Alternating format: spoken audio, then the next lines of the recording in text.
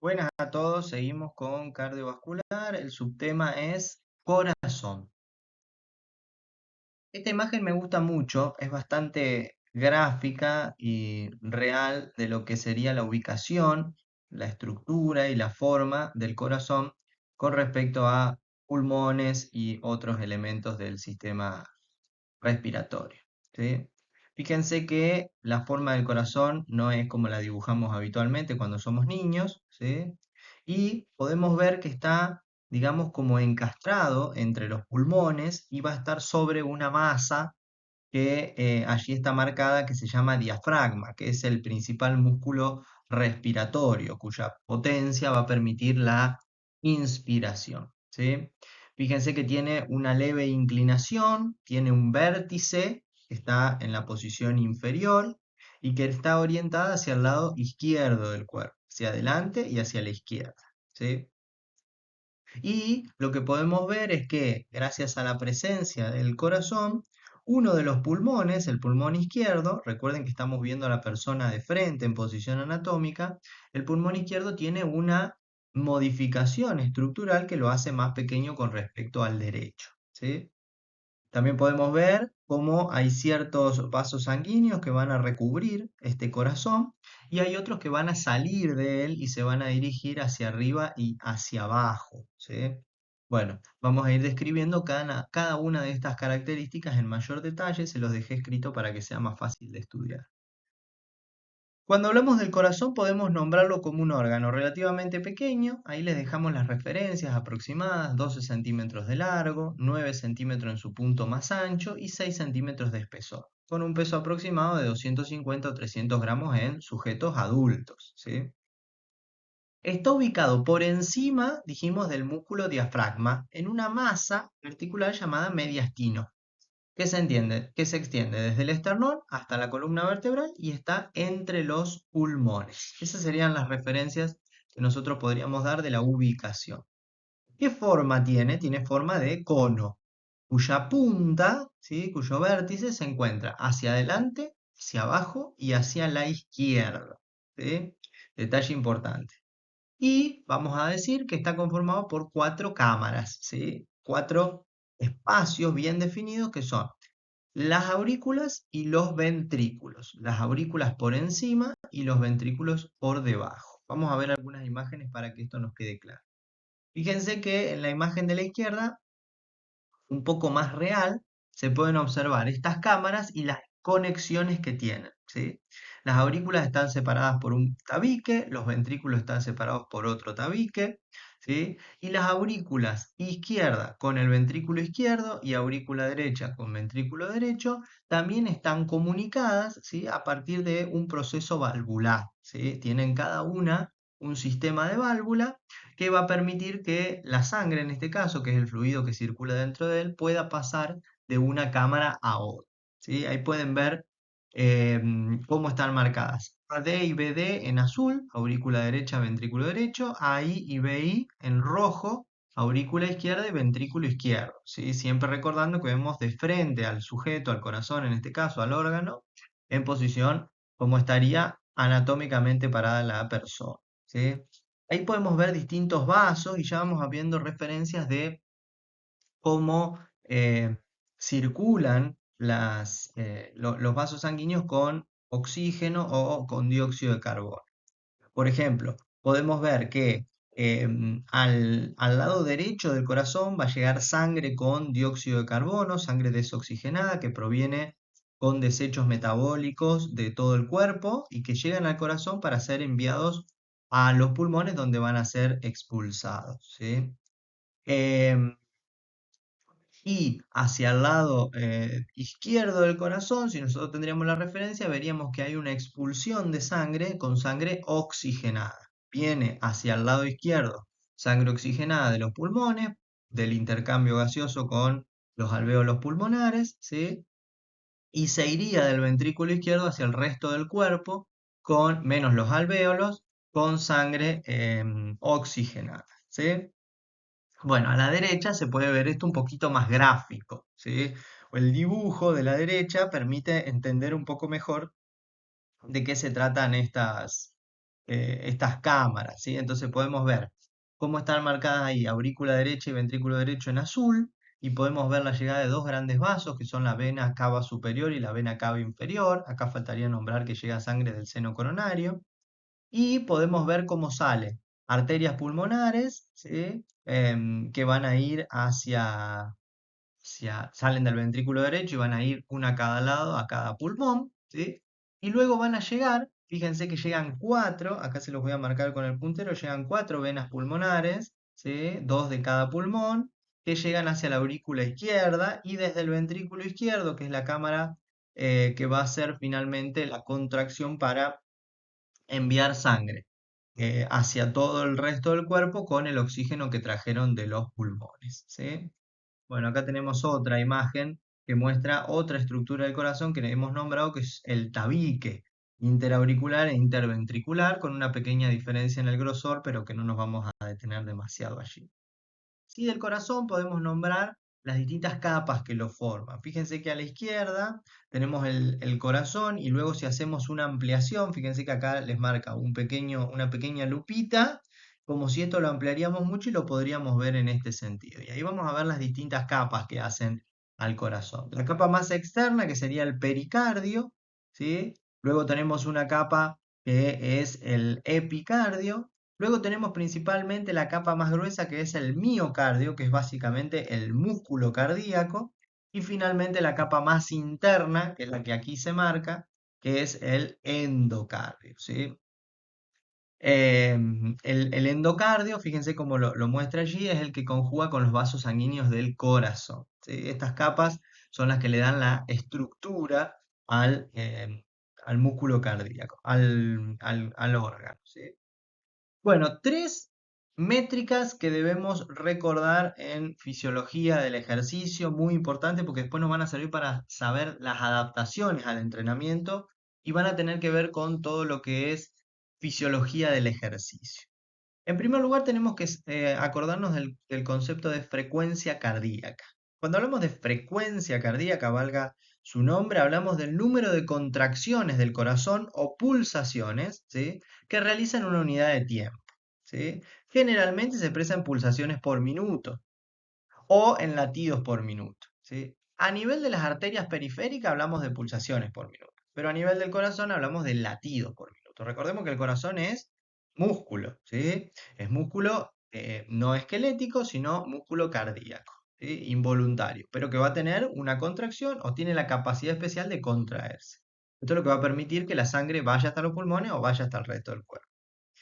Se puede medir en muchos puntos la frecuencia cardíaca, pero generalmente se mide en cuello, en muñeca o en tórax, ¿sí?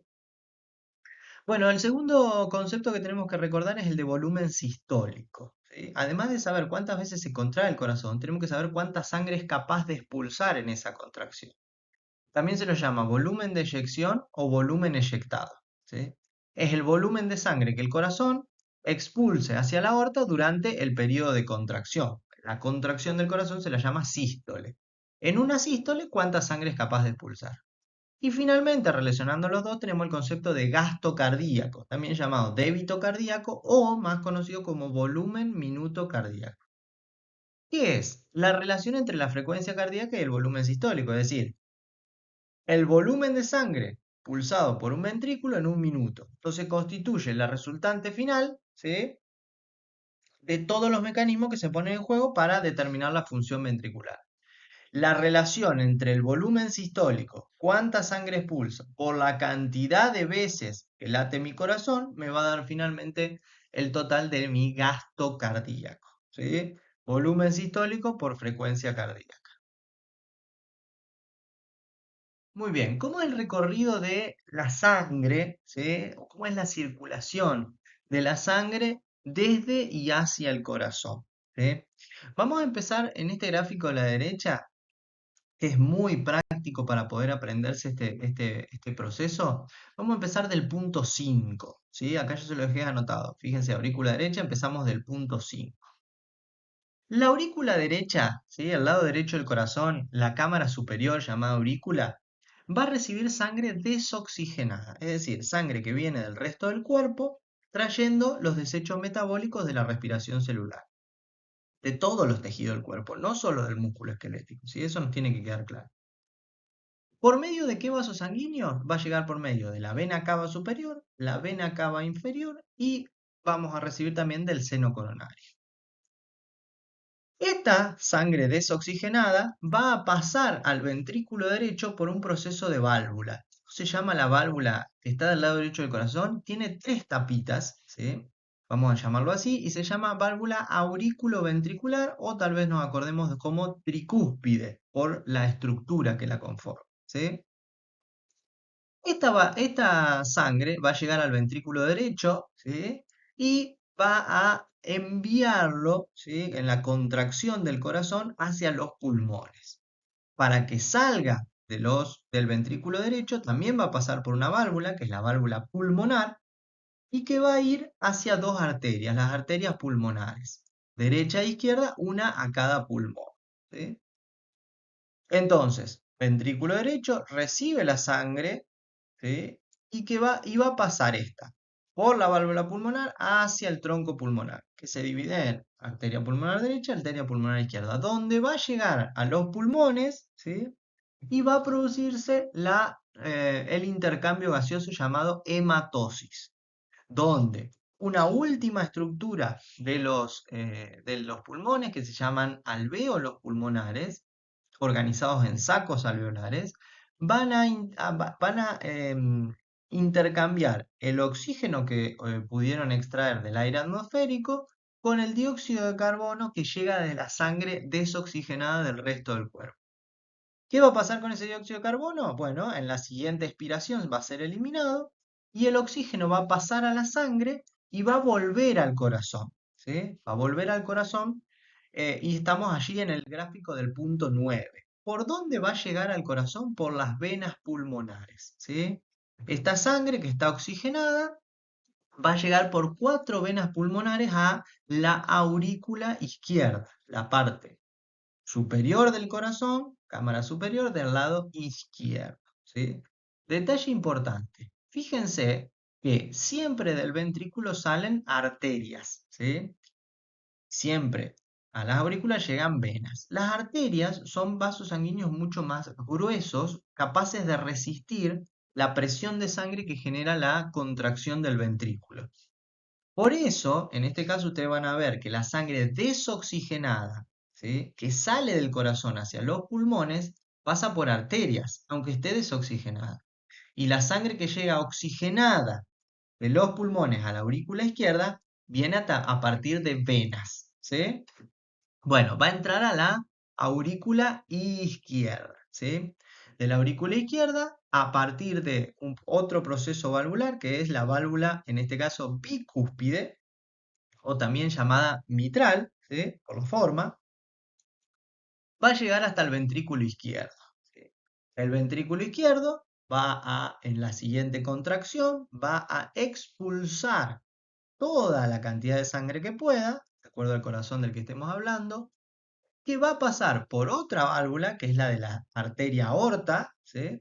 Y va a salir por esta arteria hacia el resto del cuerpo, ¿sí? Fíjense que ahí les muestra cómo desde la válvula aórtica llega la arteria aorta y el resto de arterias sistémicas y llega a los capilares sistémicos de todo el cuerpo. ¿Qué va a hacer en todo el cuerpo? Va a ir dejando en las distintas células oxígeno para respiración celular y va a recibir toda una serie de elementos que tiene que llevar de vuelta al corazón para que ese ciclo se vuelva a producir, ¿sí? Eh, También tenemos que decir que hay parte de esta sangre que va a ir a una circulación especial que tiene el corazón, que es la circulación coronaria, ¿sí? Que es la que irriga a parte del corazón, ¿sí? Tiene un sistema de circulación propio, así como otras partes de nuestro cuerpo en las que no vamos a profundizar. Bueno, válvulas cardíacas entonces, ahora vemos una imagen. Dijimos, entre aurícula y ventrículo, de ambos lados, tenemos válvulas, ¿sí? Cuando la aurícula se llena, la sangre ejerce una suficiente presión que permite que ésta se abra. La válvula derecha tiene tres tapas, por eso se llama tricúspide, la izquierda tiene dos tapas, por eso se llama bicúspide. La función de esta válvula es evitar que la sangre realice el flujo inverso, ¿sí? Es decir, que la sangre refluya de un ventrículo hacia una aurícula, ¿sí? Tenemos que saber que en ciertas venas, gran cantidad en los miembros inferiores, también hay válvulas, ¿sí? Que hacen que la sangre no refluya, sobre todo en aquellas venas que están muy, muy sometidas a la fuerza de gravedad, ¿sí? Porque nosotros tenemos que hacer que la sangre que llegó a nuestros pies suba contra la gravedad hacia nuestro corazón. Entonces, además de tener mecanismos de contracción, por ejemplo, actividad muscular que va a hacer que esta sangre vaya hacia arriba, va a haber ciertos procesos de cierre valvular que hacen que la sangre no refluya, ¿sí? Bueno, acá tenemos las imágenes. Fíjense que a la izquierda se ven en dibujo, si bien son dibujitos, ¿sí? Se pueden entender muy bien porque una es bicúspide y la otra es tricúspide, ¿sí? Estas son las características de estas válvulas. Ahí se puede ver a la izquierda la válvula tricúspide se abre y permite el flujo hacia el ventrículo derecho, y la válvula mitral o bicúspide se abre y permite el flujo hacia el ventrículo izquierdo, ¿sí? Y acá tenemos el proceso cuando la tricúspide y la bicúspide están cerradas y lo que se abre son las válvulas pulmonares y la válvula aórtica, ¿sí? Acá tenemos el proceso de diástole, la relajación. Cuando el corazón está relajado, la sangre va a ir hacia los ventrículos. Cuando el corazón se contrae, la sangre sale de los ventrículos. Acá sale por las arterias pulmonares hacia los pulmones para producir el intercambio gaseoso, y acá sale por la arteria aorta hacia los capilares sistémicos para dejar el oxígeno, ¿sí? Bueno, y acá se puede ver un poquito mejor la estructura. Si nosotros haríamos un corte más bien transversal y quitaríamos las aurículas, podríamos ver, fíjense, válvula tricúspide y válvula bicúspide, ¿sí? Al igual que las válvulas aórticas y pulmonares, ¿sí? Muy bien. Bueno, nos queda ver el proceso entonces de denominado circulación mayor, que ya lo hemos descrito. Básicamente el ventrículo izquierdo recibe sangre rica en oxígeno y la eyecta hacia todos los órganos, menos los alvéolos pulmonares. Las arterias en los tejidos generan arteriolas, que son de menor tamaño y que finalmente llegan a ser capilares. Se realiza el intercambio de nutrientes y gases y luego entraría en vénulas que llegan a vena y que finalizan en la aurícula derecha. Ahí tenemos el gráfico, el dibujito a la derecha que es bastante explicativo, ¿sí? Y luego tenemos una circulación menor o circulación pulmonar, que es del corazón a los pulmones y de vuelta. La aurícula derecha recibe la sangre desoxigenada que llega de todos los sistemas, de todo el cuerpo. Es eyectada por el ventrículo derecho hacia el tronco pulmonar. La sangre allí realiza el intercambio gaseoso y por las venas pulmonares llega de nuevo a la aurícula izquierda. Y la tercera circulación, antes nombramos la sistémica o mayor, ahora nombramos la menor o pulmonar, es la circulación del corazón, la circulación coronaria. ¿Qué tenemos que decir sobre esto? Debido a que los nutrientes no pueden difundirse tan rápido hacia las paredes cardíacas cuando la sangre entra al corazón, ¿sí? El miocardio posee una propia red de vasos sanguíneos que se llama la circulación coronaria o cardíaca, ¿sí? Y acá vamos a describir una arteria coronaria derecha, una arteria coronaria izquierda y distintas ramificaciones. Vamos a ver o podríamos ver que hay un montón de conexiones que se dan, se llaman anastomosis, y que son como rutas alternativas por donde la sangre puede recorrer. Esto es una adaptación, un mecanismo estructural que va a permitir que el corazón difícilmente se prive de sangre, ¿sí? A ver, puede llegar a hacerlo produciendo lo que se llama un infarto de miocardio, cuando el corazón no recibe sangre por algún instante, pero esto va a ser producto de un deterioro muy grande, ¿sí? Hasta que llegue a esa situación. Muy bien. Bueno, hasta aquí hemos llegado con corazón. Espero que sea de utilidad.